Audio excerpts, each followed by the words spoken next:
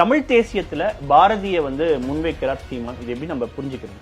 அவர்கள் யார் சம்பளம் தருகிறார்களோ அதற்கேற்ப, அந்த நன்கொடைக்கு ஏற்ப, அந்த அளவிற்கு ஏற்ப பேசக்கூடியவர்கள். அப்படிதான் சீமான். சீமானுக்கும் தமிழ் தேசியத்துக்கு எந்த தொடர்பும் கிடையாது.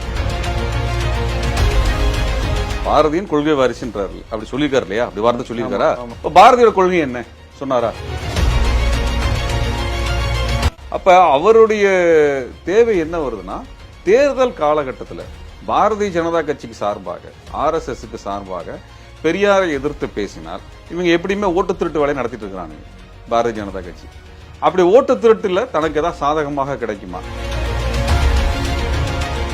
பிராமண கடப்பாறையை வைத்து நான் திராவிடத்தை உடைப்பேன்னா, பிராமண கடப்பாறை என்ன செய்தது? உண்மையான தமிழ்நாட்டினோட தற்கூறி சீமான் தான். அவருடைய முட்டாள்தனத்தை ஒட்டுமொத்த கட்சிக்கு மாற்றியவர் அவர். பாரதி அவர்களை இருட்டடிப்பு செஞ்சதுக்கான ஒரே காரணம் அவர் பிறந்த சாதி தான் அப்படின்னு சொல்லிட்டு அந்த குற்றச்சாட்டையும் வைக்கிறாங்க. பெரியாரிய அமைப்புகள் சிந்தனை கோட்பாடாக என்ன வைக்கிறாங்கன்னா, இந்த சனாதன தர்மத்தை அல்லது இந்து மத கோட்பாட்டை, வேத மதத்தை ஏற்றுக்கொள்ளுகிற, அதை உள்வாங்கி வைத்திருக்கக்கூடிய படைப்புகளை நிராகரிக்கிறாங்க. பாரதி மீதான விமர்சனம் அப்படின்றது இப்ப சீமான் அவர்கள் எப்படி பெரியாரை விமர்சிக்கிறாங்களோ அதே போலதான் பாரதியை பெரியாரியவாதிகள் விமர்சிக்கிறதாக குற்றச்சாட்டு சொல்றாங்க.